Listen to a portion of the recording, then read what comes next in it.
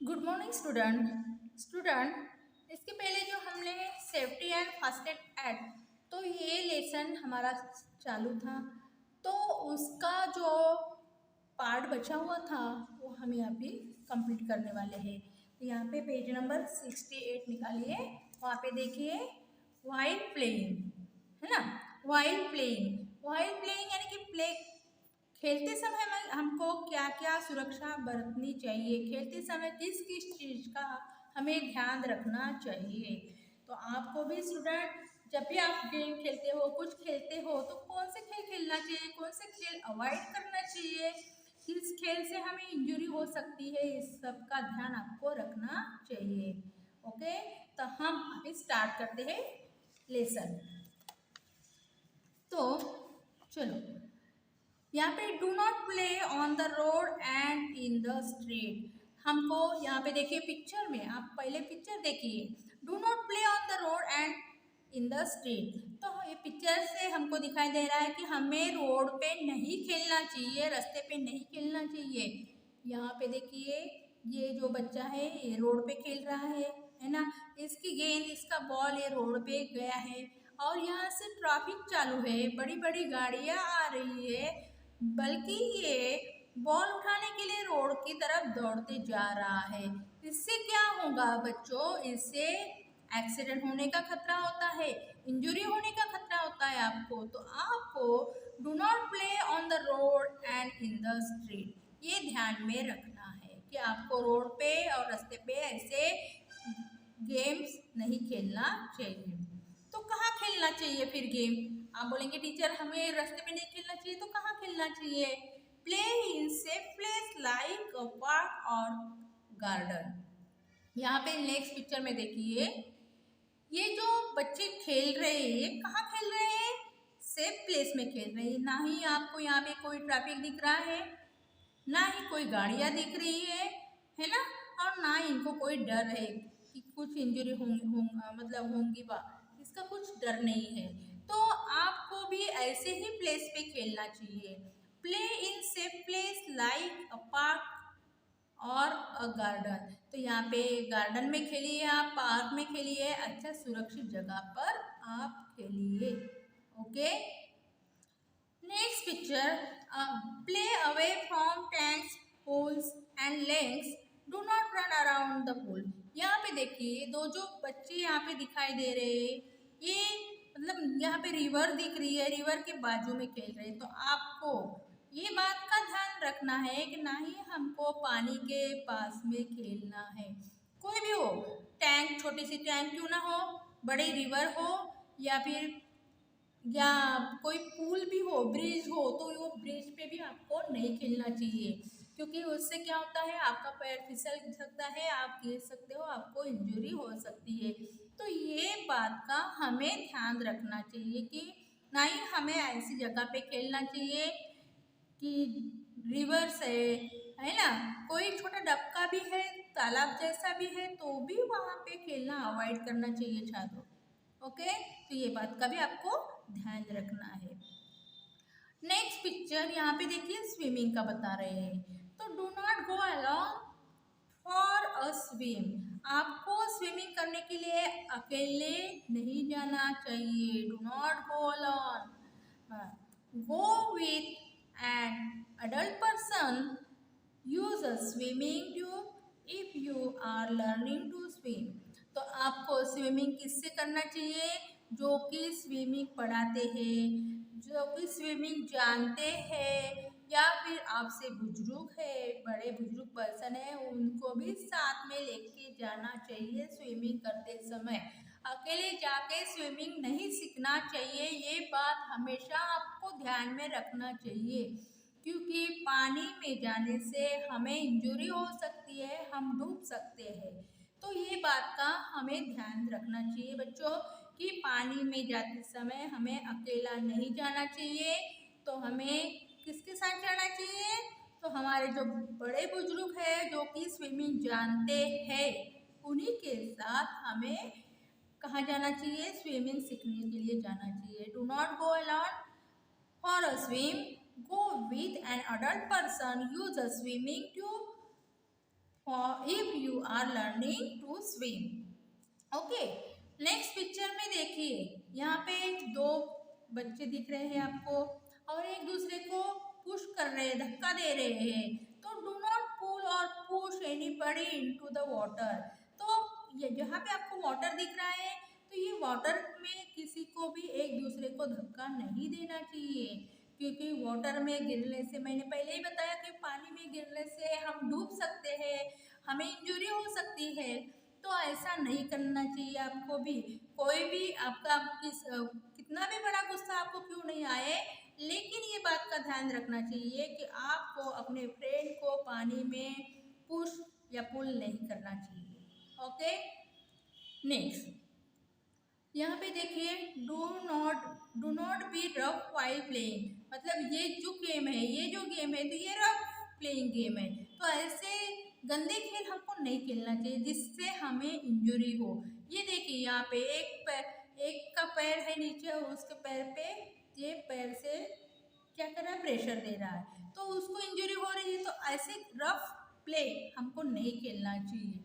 ये बात का भी स्टूडेंट आपको ध्यान रखना चाहिए। चलो हम नेक्स्ट पेज पे चलते हैं, 69 पेज नंबर, एट होम। अभी हमें होम में यानी कि घर में किस तरह से प्रोटेक्ट करना चाहिए, किस तरह से ध्यान रखना चाहिए, है ना, ये बात भी ज़रूरी है। घर में भी हम ज़्यादा समय रहते हैं तो हमको किस तरह सुरक्षित रख सकते हैं हम, तो ये बात का यहाँ पे हम पढ़ने वाले हैं। At home, always keep your toys, books and other things back on their proper place after use. Do not leave them on the floor, someone can trip over them and falls। तो आपको क्या करना चाहिए, हमेशा जो भी आप खेल खेलते हैं, तो बच्चों को टॉयज खेलने का शौक होता है और होना भी चाहिए, अच्छी बात है। लेकिन वो खेलने के बाद जो टॉयज है वो आपने अपनी जगह पे बराबर प्रॉपरली उठा के रखना चाहिए, है ना बच्चों। क्योंकि यहाँ पे दो पिक्चर में देख रहे हैं आप, यहाँ पे देखिए ये गर्ल्स खिलौने के साथ खेली है, इधर उधर बिखरा के रखे हैं, तो ये बैड हैबिट है। तो ऐसे हमको हैबिट नहीं लगाना चाहिए। बल्कि नेक्स्ट पिक्चर में आप देख रहे हैं, ये जो स्टूडेंट है ये बराबर प्रॉपर बैग में अपनी बुक्स डाल के यहाँ पे पूरी जगह क्लीन करके वो बैग में अपनी बुक्स नीटली डाल रहा है। तो ऐसी हैबिट हमको रखना चाहिए। आप गेम खेलने के बाद आपका खेलना हो गया, आपका प्लेइंग हो गया, तो प्लेइंग होने के बाद जबकि आपकी मम्मी आपको बोलती है ना कि खिलौने आपके उठा के रखो, तो आपने ये सभी खिलौना अपनी प्रॉपर प्लेस पे रखना चाहिए।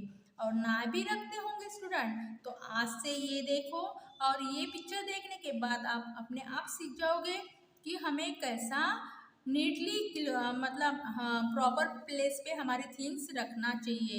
Always keep your toys, books and other things back on their proper place after use. आपका खेलना होने के बाद उसको वही उसी की जगह पे बराबर रखना चाहिए। Do not leave them on the floor, someone can trip over them and feels.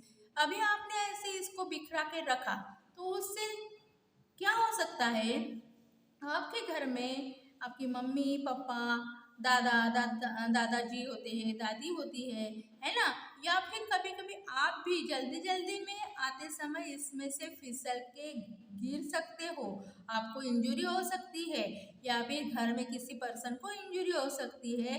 तो ये बात का हमें ध्यान रखना चाहिए कि ये सभी को हमको बचाना है, अच्छे से प्रोटेक्ट करना है। इसीलिए हमको जो ये हमारे जो प्लेइंग के टॉयज़ है ये बिखरे हुए हैं, तो ऐसे नहीं रखना चाहिए, किसी को चुभ सकते हैं पैर में, है ना। तो आपको भी ये बात का ध्यान रखना चाहिए, ठीक है। प्ले विथ सेफ टॉयज़, हाँ हमेशा आपको सेफ टॉयज़ से ही खेलना है ना।